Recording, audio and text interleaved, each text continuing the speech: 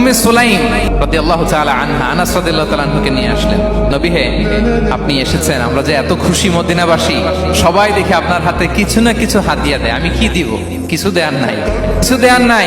আমি গরিব মানুষ, আমি আমার নাড় ছেঁড়া ধন, কলিজার টুকরা আনাস, আমার শিশু সন্তানটারাই আপনারে হাদিয়া দিয়ে দিলাম। ওয়াই দিমুকা আনাস। নবী হে, সে আপনার ছোট্ট খাদেম হবে, আপনার কাজ করে দিবে। উদু আল্লাহ আলাহ, আপনি তার জন্য একটু দোয়া করেন। বিষ্ণুনবী দোয়া করলেন, কি দোয়া করলেন? আল্লাহুম্মা আকফির মালাহু ওয়া ওয়ালাদা। আল্লাহ আনাসের সম্পদও বাড়ায় দাও, বা ওয়ালাদা, তার সন্তানও বাড়ায় দাও। দেখেন এই দোয়ার কি বরকত। এই দোয়ার বরকতে আনাস বলে, মদিনাতে যত খেজুর বাগান ছিল সবগুলো খেজুর বাগানে বছরে খেজুর হতো একবার, কিন্তু নবীর দোয়ার বরকতে আমি আনাসের বাগানে খেজুর হতো বছরে 2 বার। আর ওনার সর্বসাকুল্যে ছেলে মেয়ে ছিল, কোনো বর্ণনায় 78 জন, কোনো বর্ণনায় 80 জন। আমাদের পুরো বংশে আছে 80 জন, বলেন আপনার পুরো গোষ্ঠীতে 80 জন আছে? ওনার শুধু ছেলে মেয়ে